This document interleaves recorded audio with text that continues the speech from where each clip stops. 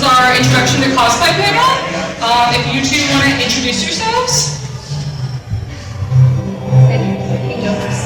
My name is Kevin Daniels. I'm the director of the Outer Rim Guilds. We're over on this side of the wall, head down that way.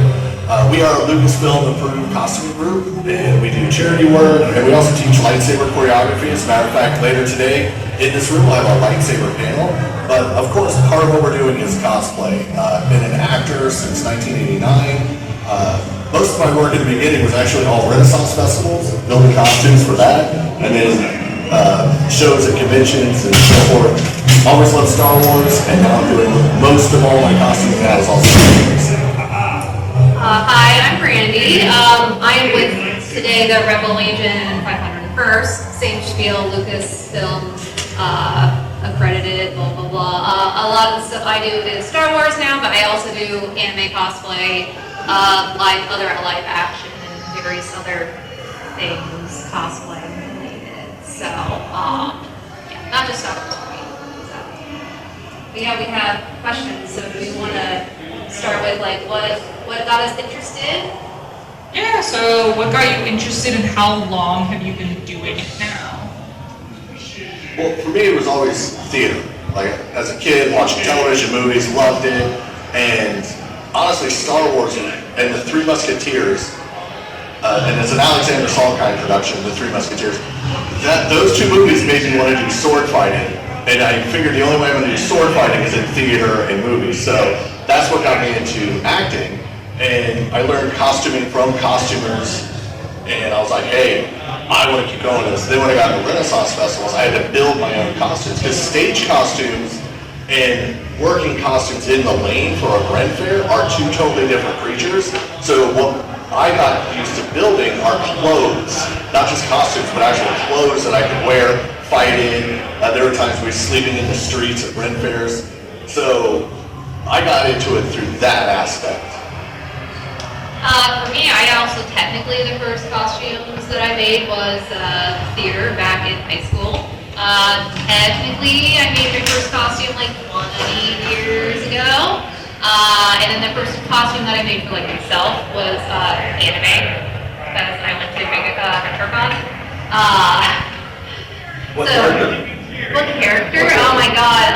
I did Toru Honda's mom, which is a picture, she's dead. So I made a little frame. I made a frame that I carried around because that was a picture of the mom. Fruit basket? Yeah, fruit basket. Okay. So I carried around a frame, and then if someone wanted a picture, I did photos like that. So, but that one also had a variety of things where it's like I think I like sewed a simple skirt, and I like thrifted a shirt, and I did a little prop work. So it was a nice little like really cheap bad wig from whatever that shop was in Clearwater. But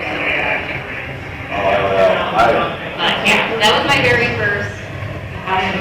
Yes, House of Makeley, really crappy wig for House of Makeley. So. Yeah, they're gone. I remember that place now. But yeah, that's anime technically theater is my answer of how I got started. Yeah, theater and Ren Fairs for me. And then once I started doing, because I joined the Rebel Legion first, and then we broke out. I started this group because I wanted to do lightsaber choreography and original characters, as well as we have people that are members of our group that do the canon characters or the movie-based characters. But we like to be able to do, like this is my smuggler, and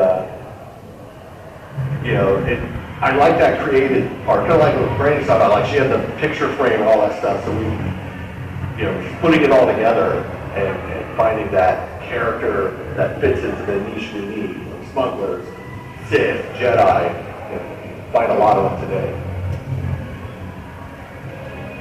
So how do you get started creating a costume? How do you pick a character you want to create, and how do you get started on that costume? Okay, so kind of like jumping off what I just said. So a lot of people ask me, hey, for your group, what do you need? Do you need Sith? Do you need Jedi? And the answer is always no. What do you want to be? What do you want to do?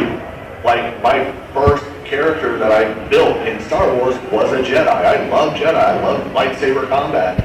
That's what I want to do. And now I'm like, now what do I want to do? And smuggler. And then finally X-Wing pilot.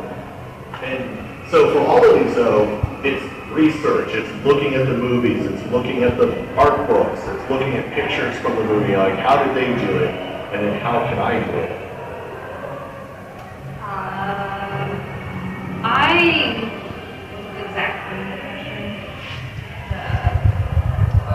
get started? So I like costuming niche things.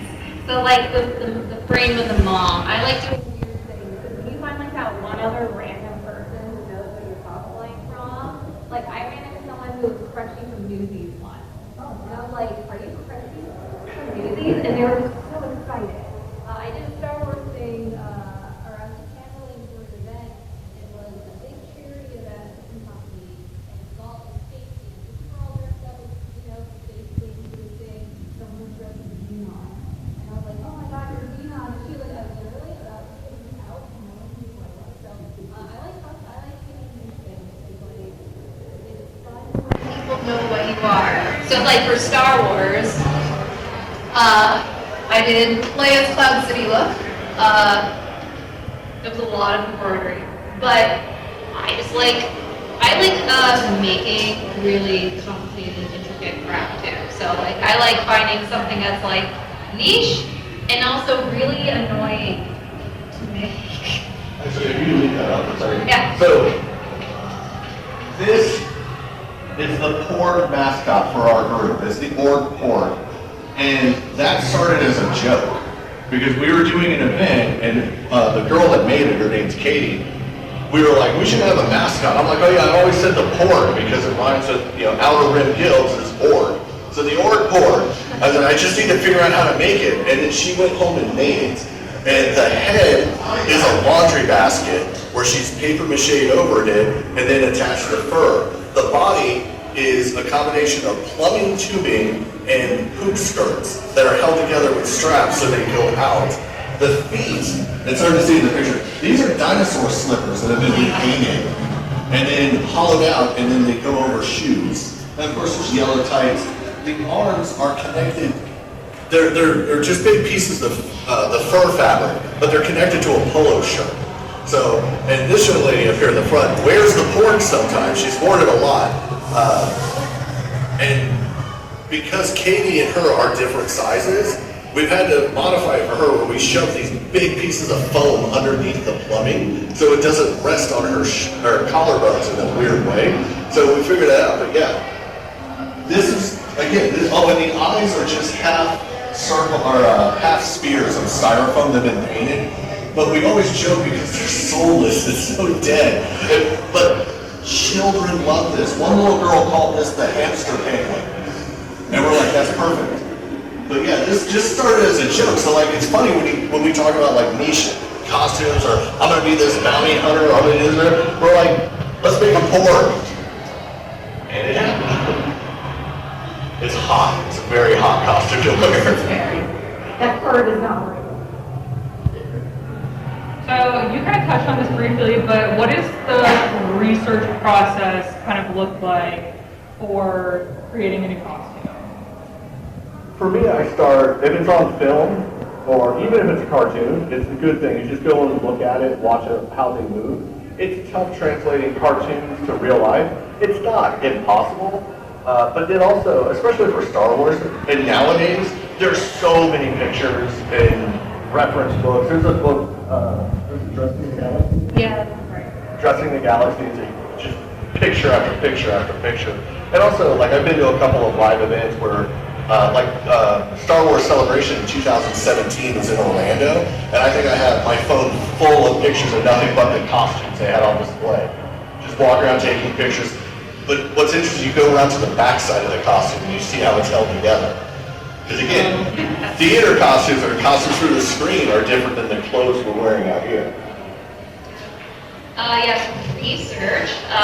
Since I'm locked in my Google Drive, I can show you guys something that I have going. I have a very, very, very big build I'm doing right now. I started getting into costuming craftsmanship contests. So I'm working on a really big build now, and so I'll show you guys. it.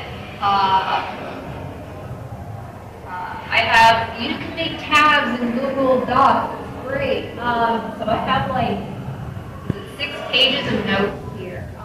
Kind of when I first started my research, is I try to find pictures of Nazi stuff around the back and the side. And it's like a real costume. It's animated, trying to find like the size around it. Yeah, this costume I found like a website full of pictures of the real president with all the sides just going around to events. It's not Star Wars, but it's gone to events, but I will literally just sit down and like, I have a page full of like, to pictures. I base myself, the big thing is I will make myself like just notes, just so many notes. I will sit down and stare at everything I'm doing and write down every single little piece. Like there's shoes, there's a skirt, there's this, like this is like the but like I'll just write down all these notes, just all these notes of these things. And you've got 6 pages. Oh, six that's tabs with 4 pages. Yeah, well, this is the stuff I haven't done. This is, I have to make a build book and stuff. That's a whole other thing for this. But this is 4 pages of what I finished. So I'll probably have about 8 pages of notes by the time I'm done. But yeah, I like making documents, like spreadsheets and stuff of all the research. There's like, there's so much. Explain why the build book and what the build book's for. Oh yeah, so if you want to do competing, big cosplay contests will do build books. Some aren't as, like here, we don't have to have a build book. I've been to 1 or 2 where they don't have to have a build book, but a build book is just a short, couple, like, 7-page document on just pictures of your costume with references so the judges can see how your costume looks to that. Because if you go and do a costume contest, you got like 3 minutes to just like word vomit out everything that you did to them. And then they get to have the book so they can look at pictures of your costume, references, so that when they do their judging, they can go back and have reference of what you did. So, and it's also helpful when other people want to make the because it's not about who built the flashiest costume, it's who made their costume the best. So you're not really competing against someone else, you're competing against how good you could have done. Does that make sense? Well, it does, yeah. So how long does it usually take you to make these costumes? Okay, so I don't know how long Brandy's been working on that dress. I'll tell you after, yeah, I'll go after. But like it kind of depends. Like I can tell you right now, like this shirt was built probably about a week or 2. The vest I actually purchased. The pants are the same pants I wear to work sometimes. The boots are ankle boots, and this is what, especially for Star Wars, it's hard to get tall boots for guys. So I use ankle boots and equestrian half chaps, so I get the 16, 18-inch tall looking boots without spending $400. Yeah, that's a tough part. So this is really, actually, I always tell people, like the quickest costume you can make for Borg is a smuggler, you know, different flair and everything. This is a chef's jacket that I use. It's offset, has a mandarin collar, and what's really cool is it has these thermometer holders that I put the code cylinders in.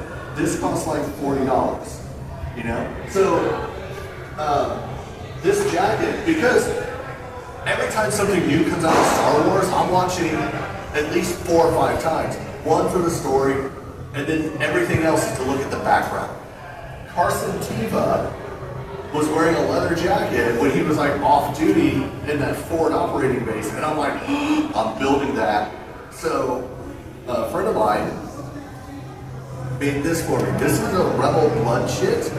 This is based off of World War II when the pilots in the volunteer army in China we get shot down. So in, was it the Galactic Language? Why am I blanking on that? Aramesh. In Aramesh, it basically says, my starship's been shot down. Can you please get me to a rebel base? You will be compensated if you keep me safe. And the squadron patch is actually probably one of the best things, but this is an actual Lucasfilm approved piece of merchandise.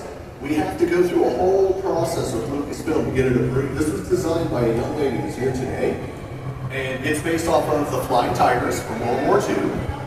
And we have to give 5 of our patches to Lucasfilm, and it goes into Lucasfilm archive. The day I handed her the letter that said that, I'm like, oh, here, read this. That's from Lucasfilm. I watched her read the letter, and when it hit the point that said, your piece is going to be in the Lucasfilm archive, she was like, oh, yeah. So yeah, our patches.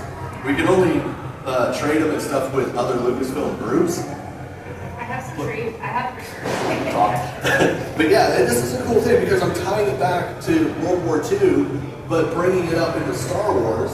And this is, I forget what this piece is called. I have a horrible customer right now. But, you know, we just add stuff on it. These pieces came from a thing that Disney was selling, and they're greebles. And if nobody knows what a greeble is, it was a made-up word that they came up with when they were trying to get a bunch of stuff into Tunisia to film A New Hope. And the guy at, you know, at Customs is like, what is this? What is this? Everything has to have a name. And the guy, it's a greeble. I'm like, all right. It's just a made-up word, but it just means pieces we're adding onto it. And so I've added this stuff onto it. And what's really funny, if you get close, you'll this is the Indiana Jones jacket from Hollywood Studios. So I bought the jacket, I added the rest of the pieces on. Like I said, a friend of mine, sitting right over here, made this for me to add to it. And so that's when I wear this with a couple other pieces, it's my off-duty pilot costume. This was real quick to make. This took over a year to assemble. But Oh yeah. I'll talk a lot, sorry. No, you have more. Yeah. No, appreciate it. So, I'll tell you about Princess Leia first, and I'll tell you about the one I'm working on. So the Princess Leia, I handmade all of that. I did the whole costume.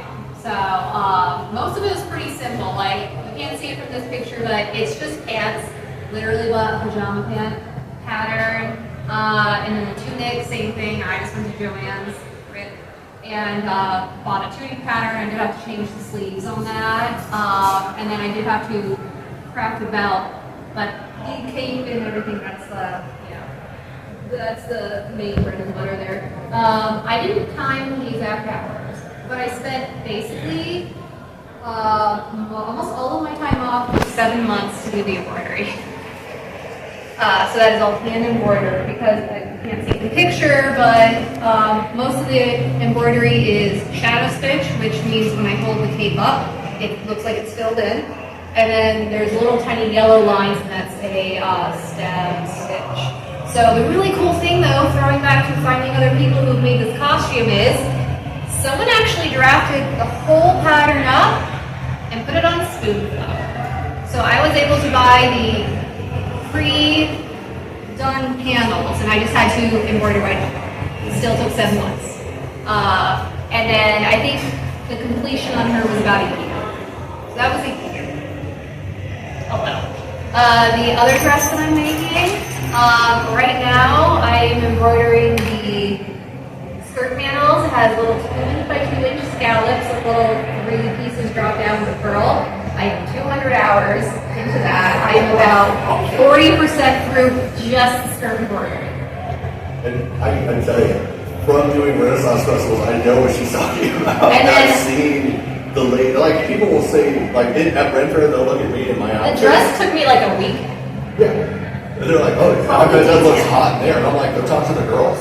Because it's hoop skirts, outer dress, the parental, all of it. Yeah, corsets actually technically go under for like support. And then like I did a bunch of embroidery in the chest area, 40 hours for all the little pieces. I'm doing gold work, that was another like 100 hours right there. Like I'm estimating that I'll be probably 900 to 1,000 hours by the time, because I'm also making the wings, There's also shoes that I'm going to do beading on. And then I still have style away, which I've been really done. I've worn those style away. So I think I'll be almost 1,000 hours by the time she's actually done. And I started it like 7 months ago. And I think I'm only like halfway. So. But I've done builds that are much quicker. I did a joke. It did take a long time to make the shorts. Bought shoes off Amazon. I bought and modified a shirt. I bought 2 shirts and used the second one to cut up into pieces to make the little collar. So I have the same material. But like, just depends on how much you want to do. You don't have to make it. No, Yeah, do you guys want to talk more about like how you source the materials, go more in depth on that? Talk about like, you said you found like Facebook groups and websites. Do you want to talk about like where you find? Well, sadly, stuff Joey like that? Fabrics is going out of business, which really sucks actually. If anyone wants to, you can take a picture of the slide. I've gotten a lot of fabric off Etsy.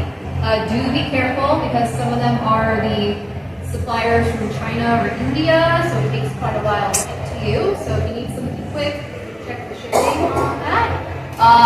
Thrift stores. How many people I've seen buy curtains or bed sheets?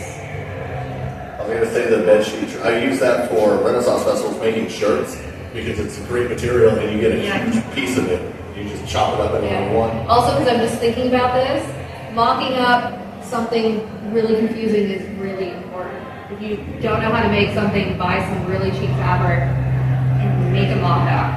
So that way you can make sure it actually fits before you cut into the good material. Yeah. The Rebel Fleet Trooper in A New Hope, the shirts they're wearing, you put a panel to cover the buttons on there. The first one I ever did, I bought like tiny shirts, like for small people. And I did it there, and it worked. I'm like, cool, now I know I can build it for me. I like using fabric-store.com for linen. Great website to buy linen from. Really good website. There's also Fabric Wholesale Direct, and then I also buy quite a bit of fabric from Mood. That's where they go fabric right away. But they do have more. Yeah. And then other places that you can get other various things. Flea markets. You can just find random crap there. Craft stores. I personally don't like Hobby Lobby a whole lot. They don't have a lot of fabric anyway. Like, I went there and bought fabric once because I was making something really specific and they had it. Amazon, Etsy, and my favorite is Wawak. Great place to go to buy thread. Really cheap zippers. It's actually a legitimate, cool website. They ship really quick too. If you haven't been on Wawak, great website. I have, I'm watching now. Like less than $1 zipper. And it's like legitimate. It's not like a weird sketchy website. So, but and then also sometimes they'll just have supplies too. Check out what you have. So for the X-Wing pilot, they have an ejection harness, and I actually had this webbing laying around, and so I followed a pattern right off of the pilot Facebook group. I found it, went to a forum, looked at that. Oh, okay, I can do that. They have a pattern. And same thing with this. Now the difference with this though is that this is a very specific belt buckle, and it came out of England during World War II. There's a roll pin buckle that they used for cargo strapping. Well, they just slapped it together for the pilot, but I still had to get this buckle, and I actually had to outsource it. These are milled aluminum mini flares, is what they're called, and. But this is all, everything except, obviously, the buckle and the mini flares, just sewed it together. And you'll find in a lot of costumes, even like with our Jedi costumes, there are a lot of hidden snaps and hidden Velcro to keep everything in place where it should be. Yeah, I mean, any costume. Think about, like, order process. The big dress I'm making right now, a lot of that's like, I was like, I really need to make this before I make that. And like right now, the sleeves have like 4 sections, and I'm basically building them top down, and I'm building them on the dress. So it's like hanging there. So it's like a lot of things you have to think out. Order of operations, how things are going to go together and stay on. That's for like any costume. Like I made this joke that I made her, wore her once, and I realized my pants were as fluffy. They were fluffier than the muslin. It held the shape better. Then I made them out of linen. It was like, not. So I went and bought some crinoline. I'm just like, stuff them up with the shorts. Perfect. Yeah, and that's another thing. Like, even when you think you're done with the costume, you wear it once or twice, you realize, like, oh, like the very first Jedi costume I ever had, and I was not working with any groups. I was working for the Bay Area Renaissance Festival in Tampa, and Mosey called the office and said, "Hey, you got anybody who teaches stage combat and can do like a lightsaber class?" And they laughed, and they're like, "Oh, we got a guy." And they called me up, and I went and I taught at Mosey, but I never had my own. This is before I ever had a Star Wars costume, so I had one built, and I went over there, and the first thing I learned is that when you do this, and then put your arms down, the tabards fall right off. I had no idea. Nowadays, like I said, there's snaps, like Stephanie's wearing hers, and there's snaps up in the shoulders. I got snaps on You get mine. snaps. Yeah, that was the weirdest thing I never thought. And I'm also, I'm sword fighting, so I'm bringing my arm up, I'm coming down. Every time I come down, wow. I like the snaps better than the Velcro too. It gives it a little more flexibility. It's less rigid. Yeah. But it's a little more natural. Also, if you have snaps for two pieces that look really identical, what I do is I use gold snaps on the left and black snaps on the right, so I know which one snaps into which. I just stitched a little L on the left one with some fabric. Showing off. No, and little things like that, you just pick them up. Like even in I have a Jedi and I have a Sith tunic or a Dark Jedi, but I found these little plastic snaps and I place them perfectly under the obi. So you can't see it, and it's like, that's where the snap goes, and then the obi goes over that, and then the belt goes over that. Everything's hidden. So you wear it, and then you find, I don't know, like these boots, actually, what's funny is I actually had to get a little larger size half chap, because the old ones I had were actually compressing a little bit too tight. And then the seam at the top of the boot was digging into my shin, and I'm like, oh, this is horrible. Oh my God, like what have I done? So I just went up a size, and now it's perfect. Which is not a good question, but I also try to practice techniques before I get on my costume too. I probably spent like a good 10 hours practicing the gold work on that dress that I'm making. Like I bought extra fabric for layup. Just to practice all the stitches because you don't want to mess it up on your real one. So true. Like I said, I've always wanted to be an X-Wing pilot, and so I'm like, I am just going to outsource it. This jumpsuit is made by a company called Wampa Wear, and they make outstanding stuff. And I'm like, I'm just going with it. And I also went to them for the flat vest because it's a very specific pattern, it's a very specific build. These ribs have to be as, this stitching. And I'm like, okay. Sometimes in the costume, you really want it, but you understand, I can't do that. So I will I bought my outsource it. Imperial officer because I was like, that needs to be tailored correctly. I'm not doing that. Oh, Taylor. I actually found a guy in Clearwater. It's like I can look it up. It's like London Tailors. I think it is London Tailors in Clearwater over by Fort Harrison. That guy's the best. I brought him this jacket to help tailor it for me. He is the best. I bring all my work clothes to him, and he just knocks it out. So sometimes, like if you can't figure out that one thing, you can outsource it like that. I found that. As long as you're not doing a craftsmanship competition, Correct. it doesn't matter if you buy something or make it yourself. Yeah. And a lot of this stuff is just free. I'm not entering it in costumes. I'm just using it to do, the Star Wars events. Or run around the house, whatever. Do you want to talk about some of the rules for different types of contests? Oh gosh, I'm trying to think. So I've only entered one contest myself, technically, and I brought it. I won the major award. I entered BomoCon, and I got Best Dream in Sewing. That was with Princess Leia. Really fun. I did need a notebook too. I literally printed out a color picture of the hill. Nice. But that's a pretty big con too. Which one? BomoCon. Oh, okay. That's a big one. But for craftsmanship, a lot of cons will also have non-craftsmanship based ones. A lot will do hallway contests. That's just for if you thrifted and you kind of made some stuff. That's for fun. The craftsmanship ones are for, usually you have to make, I think, 70-ish%. Every contest is different. Oh my god. For example, here we have a 50% major self rule. Yeah, it's closer to 70% for most other cons, but some other cons will be more or less. It's literally like read the rules. Oh my god, read the rules. That will tell you. And if you can't find an answer, contact the connection. I'm trying to think of like a lot of cons will state if you have already won a major award for costume, it is retired. So Princess Leia is retired. I cannot compete with her unless a con specifically states that you're allowed to enter the costume that you made. That's usually for the really big, like, grand champion cons, like. But most of the cons will be pretty good about telling you, like, you know, percentage. You need a build book. Some will have you sign up the day of the con, which really sucks. I have to wait hours to get to Comic Con. Some, like Holiday Knot City and Make a Con, will let you sign up online, and then they'll email you to let you know if you got into it. 90% of the time, you will not make your money back that you spent on the con major award. I think I won $200 for this award. It's nowhere close. I think that was like the fabric. This is fabric for the next one. That was just the satin food dress. Like, yeah, it's not something.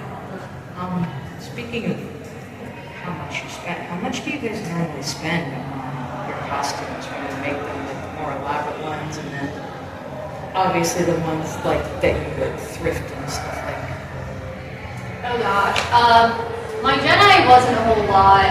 It was probably like $200, $300 for the fabric, and then whatever my labor is. I will tell you for the ever after dress that I am making, I stopped counting at $1,000. I've spent more than that. To be fair, some of that is tools. I bought embroidery frames. I bought multiple embroidery frames. So some of it is reusable stuff. Like, that is including, like, again, I bought 2 embroidery frames. You know, I bought some new needles.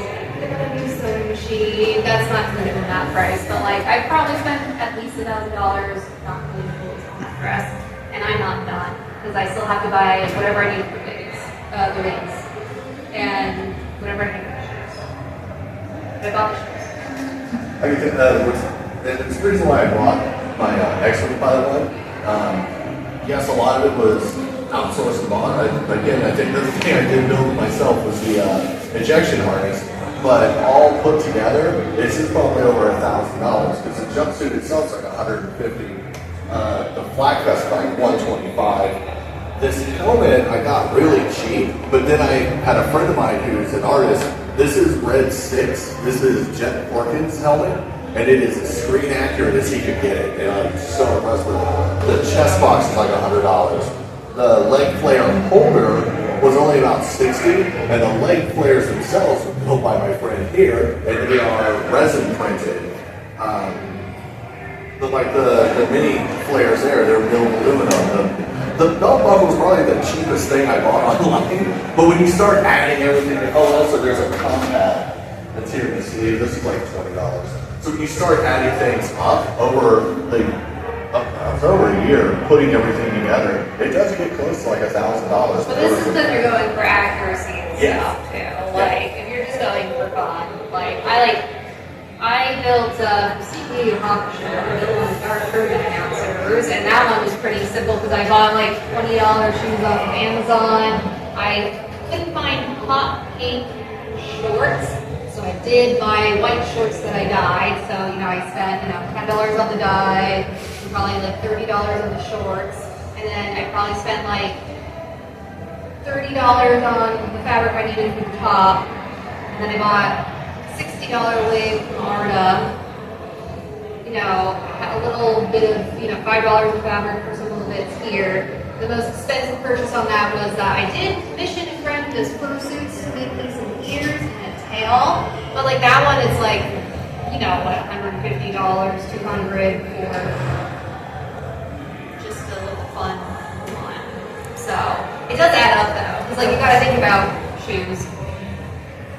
You have to think of Shoes are so expensive. The Star Wars costume, I did an Imperial officer. I think it's been like $300. It was like $250 for the whole officer. And I think I spent $50 on like the little extra bits and stuff.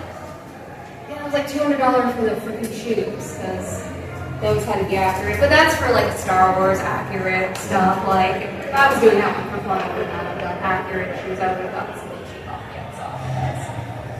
Yeah, and Shoes are so expensive. they are. And you also don't want to get cheap shoes. You You know. want to be comfortable. You're walking a lot at a con.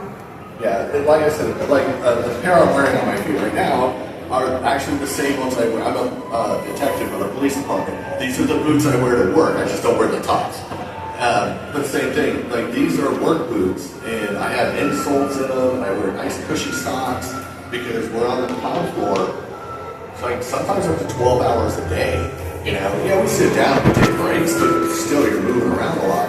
And we fight, so we have to have footwear that's comfortable and that we can move in and we can fight in. So, For the dress that I'm doing, I 100% am going to have, because you're not going to be able to see the shoes, I'm going to get comfortable shoes to wear under that dress when I'm on my con. This thing is making noise. I was like, where's that music coming from? Yeah, the shoes are a hard part because you don't want to, like, I've cheaped out on shoes and I'm like, literally regretting buying the super cheap shoes off Amazon because my like back is like killing me because there's no support. Even if you try to add support, it's those really cheap ones. So, The shoes are on the same price. and break them in. Like, we had a guy who did a parade with us, and at the end of the parade was complaining. And it's like, what's up? He's like, why'd you bought these boots? I'm like, and you just wore them for this? Like, walk around and break those boots or shoes in before you go and do an event. That way you know, because you spend like $50, $60, $80, $90 for a ticket to go to like a big show, and you're like 2 hours into the show, your feet are killing you, you know? You can always wear a different pair of shoes, and then if you want to do some cool pictures, swap and left. I've done that for Dapper Day at Disney before. I've seen a lot of young ladies walking around, you know, they're wearing Crocs, and then it's like, can I get your picture? And they just jump out of the Crocs, put on the shoes, get the picture, and then switch right back. So, but if you're going to be in the full costume, and especially like with tall boots or something, and make sure it's a good pair. Once I found this trick, I don't spend as much on boots anymore, but if it's, like Brandy saying, a specific boot you have to have for something, you're going to pay a lot, but make sure they're comfortable. But like for stuff like that, the boots I found for my Imperial officer, I found them on eBay. They were actually the floor model of riding boots from some random store in Miami. So instead of paying $300 for them, they're like $100. I was chancing it because I couldn't return them if they didn't fit. But luckily they fit. yeah. I just can't bend my knee all the way. My problem is I have very large calves, a very strong calf. So finding boots was tough because I literally would hit the middle of the calf and stop. And then when I found this trick out, because one of the cool things about these half chaps is that this part is stretchy. And the zippers are on the inside, they're not on the outside. So you can't see this, and this is a little stretchy. So even if I had a little bit of smaller one, it just really forms around the leg really well.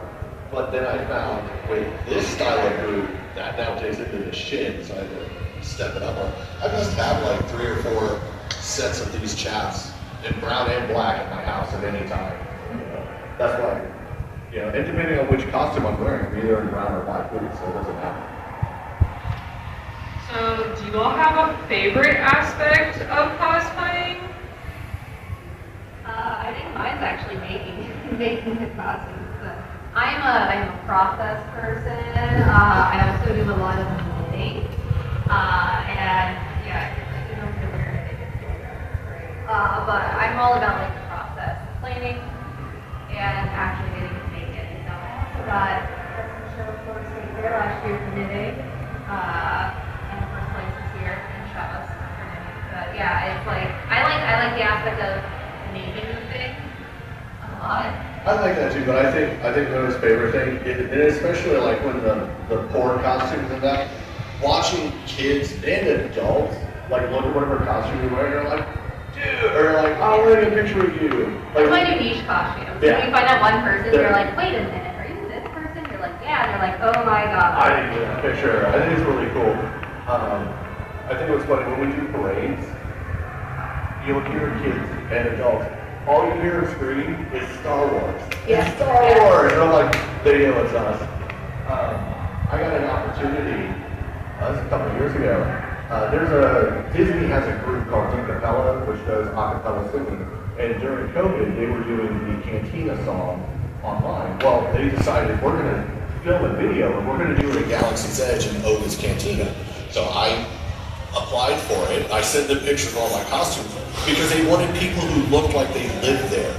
And so, unfortunately, they were telling, folks like the Rebel Legion and the 501st, like they're stormtroopers, this and that. And I'm like, that's fine. That's what I have. Like all this. So I go up there. They had us park at Blizzard Beach. Blizzard Beach. They had us park at Blizzard Beach and loaded us on a bus, took us into Hollywood Studios, into the main, working studio part of it, and they brought us into a theater, and they were running Star Wars movies. And they're like, everybody sit here, we're going to take you 5 at a time into the back to the costumers. Okay. So eventually we were like, hey, come on. I'm like, all right. So I go in there, and it's a room pretty much the size of this room. There's a huge table in the middle, and all around the table are racks of clothing. And they have pants, shirts, jackets, and all this stuff. On the table was belts galore, and wrist things, and all this stuff. And I'm standing there, I'm watching the process, and these costumers are bringing people over, they're looking at their stuff, and they're like, oh, grab this belt. They take a belt, they put it around this way. And they bring it into the back, and then in the back, they're taping it. They're like, okay, now put a vest on. All right, yeah, they won't see it. And I'm watching this whole thing, and finally I noticed one of the costumers is just standing there looking at me. And I'm like, and she's like, why are you here? I'm like, oh, they told me to come in here. Is this all yours? I'm like, yeah, all this. And it literally was this, except I was wearing darker colored pants. It's this outfit I'm wearing. And she's like, this is all you. Yes. You're fine, sweetie, go. And I was like, yes! Disney costumer said that. Was so cool. We were there from 7 at night till 6 in the morning.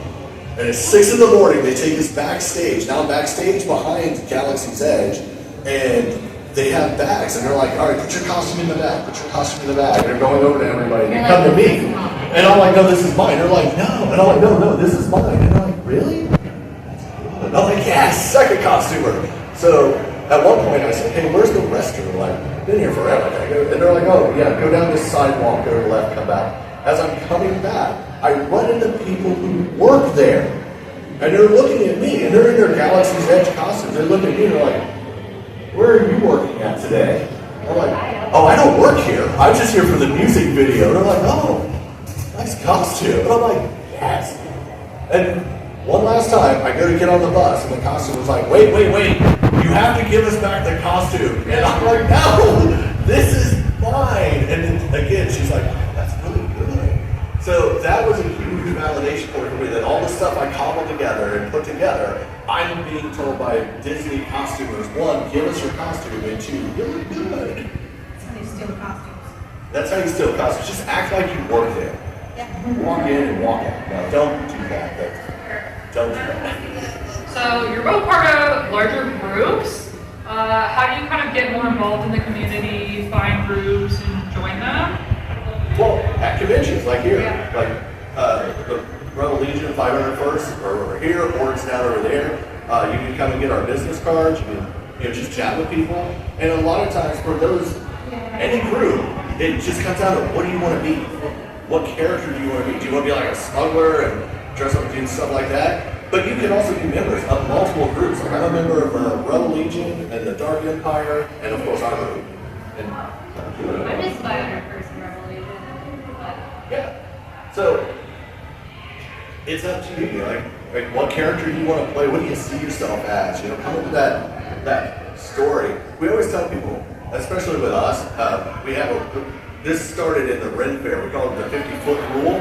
So as I can look at you from 50 feet away and be like, that guy's a musketeer. That guy's or that's a lady in waiting, or that's the queen. For us, and we hear it at parades all the time, Star Wars!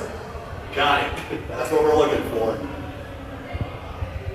I think for me, I always, I don't know, like I wanted to join like a really long time ago, and then I think it was like I was at the technical a couple years ago, and I got Star Wars movies, like where I saw people like, I'm gonna do it finally, and then I just, there's a, specifically for Rebel Legion and 501st, we have like recruit pages and stuff, so for there, 500 recruit pages. People are very helpful, and then again, outside of like the big groups and stuff, like just finding other people who make the same costumes, or finding. There's like a lot of Facebook groups just around costuming in general. So like, I didn't put it on any of the slides, but there's a YouTuber called Sarah Spaceman who has really interesting cosplay videos, and she has a Discord. And it's just full of people asking questions and helping other people with cosplay stuff. It's like super cool, actually. I tell you, it's before I also look on YouTube for a lot of. It's a good resource. You can find pictures of people or tutorials. Like definitely, especially like when I first started sewing, I was looking at tutorials for just like threading the machine. It's an art form in and of itself, you know. Or like If even you try maintenance. to thread a serger, that's fun. I have, and yeah. For the guys who don't know, sergers have four spools of thread that have to go through there, and they can have one or two needles. So you gotta do the lower first, you gotta do them in a certain order. Yes. And all of them come together, and what they do is they interlock the thread even more, and they also trim the fabric as it goes, so it's cutting off with a serger. So. I love my serger. What's that? I love my serger. I need to get a new one. I just got a new sewing machine, and maintenance. That was another thing. I looked up maintenance on the sewing machines. You want to make sure the things are oiled and working properly, because there's nothing worse than sewing is, oh yeah, okay, great, and then you flip it over and the back stitch is crap, and then you're sitting there with your little seam ripper cussing. You know, it took me like 20 minutes to sew that. It's going to take me 2 hours to fix it and put it all back together. So. Invest in a good seam ripper and patience. All right, do you guys have any other advice for people getting started? Kind of things they should know as somebody getting started? One really big thing is PPE.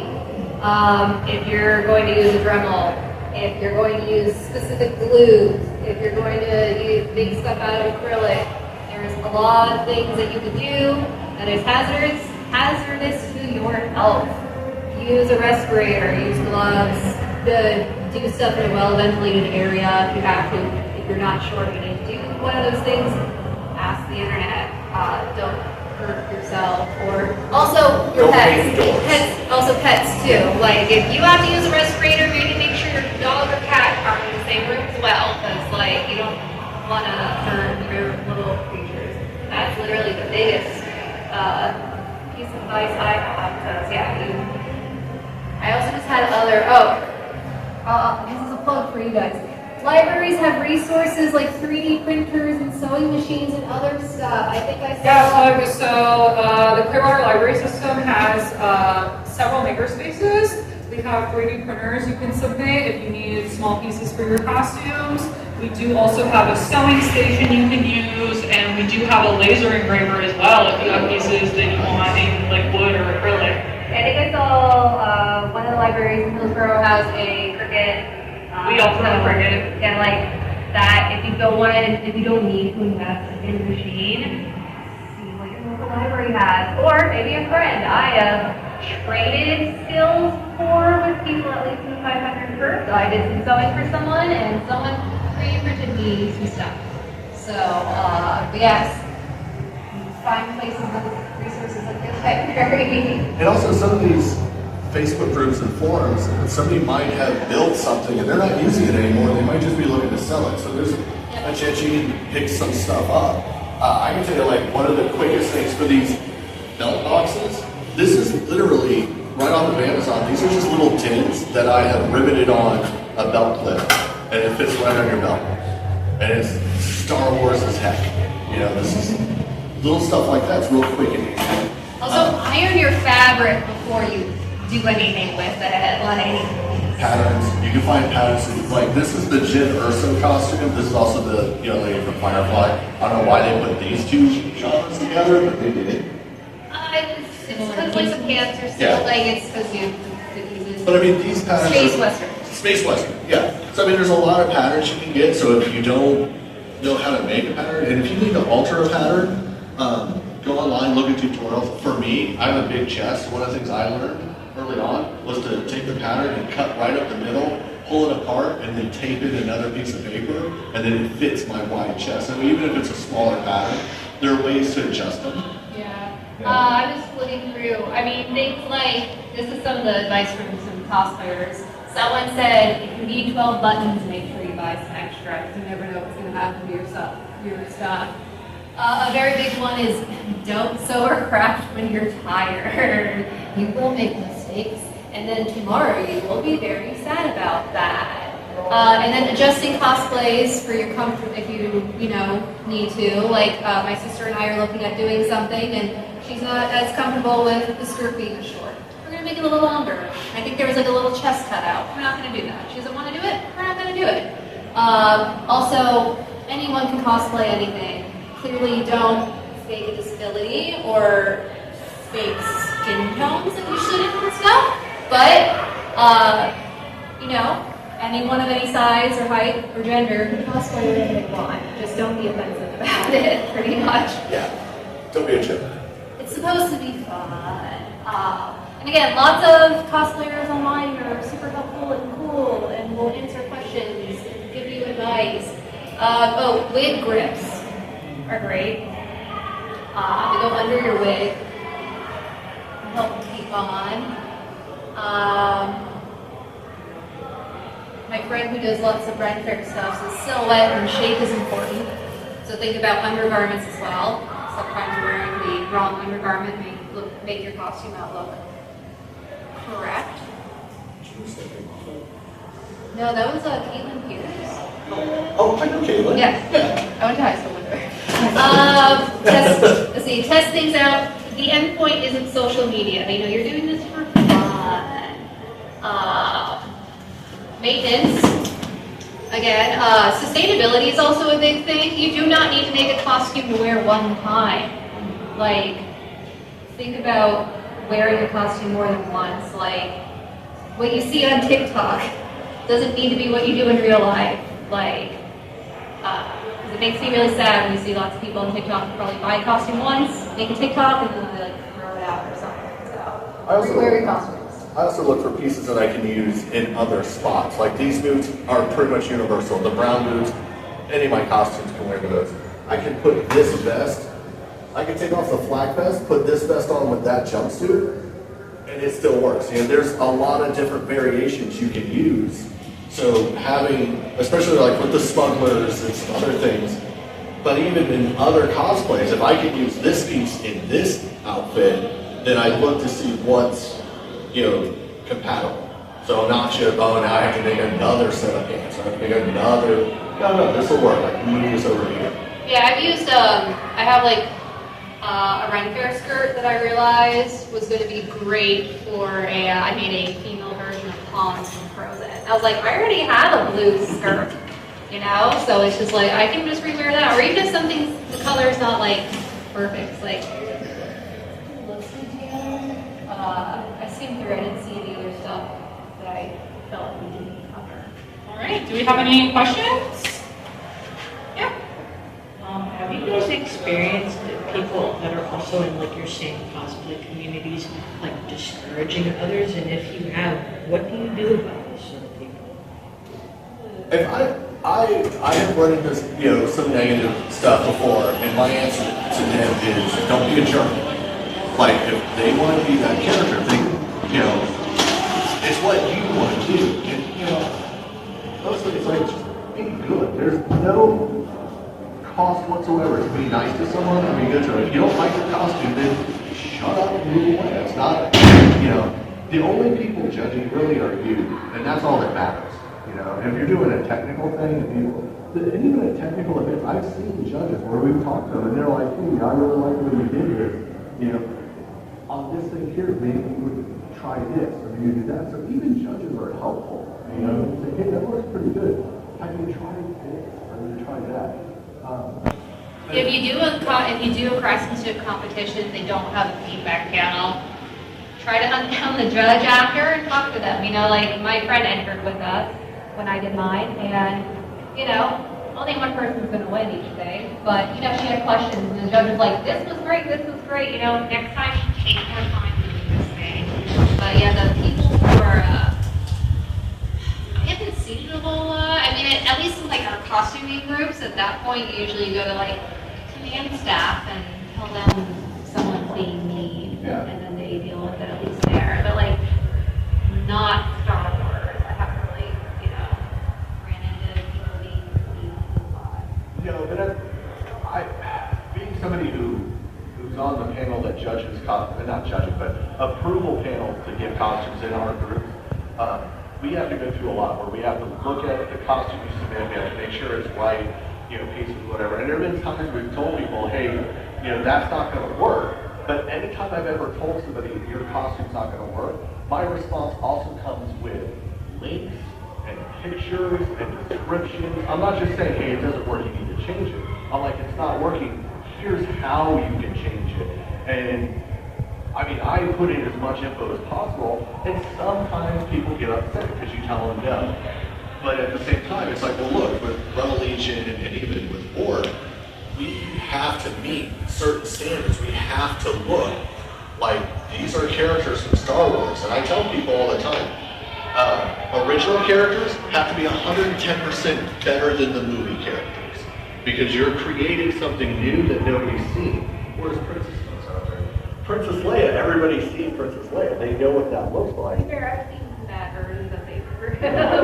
They're out there, kids. But I'm just saying, like, we have to maintain standards. So sometimes if someone says, especially in a group where there are regulations you have to follow, it's like, hey, try this, try that. So even if it's I'm telling somebody no, I try and tell them how to fix it. You know? But as far as I don't see a lot of it. And again, though, if somebody is like that, you know, as cosplayers, we also step up and like, stop being a jerk. You know, no call for that. Truly negative people in the groups usually end up not being in the group. They usually quit because people are like, I'm not going to deal with your drama. Yeah. And that's a good point, because we also police ourselves. We don't kick them out, they just stop showing up because nobody wants to, like, hey, dude, chill. And then we gossip about it. Because doing Renaissance, when I was a fighter, I was a director, I ran booths out at Renaissance festivals, and my motto nowadays is it either has to be fun or it has to be profitable. Okay? This is not profitable, but this is a lot of fun. I love doing panels. We teach lightsaber choreography, we teach lightsaber spinning. We go and we play and we have fun. And that's all it is. It's gotta be fun. All right, well, thank you guys so much. I am a Liberty Learn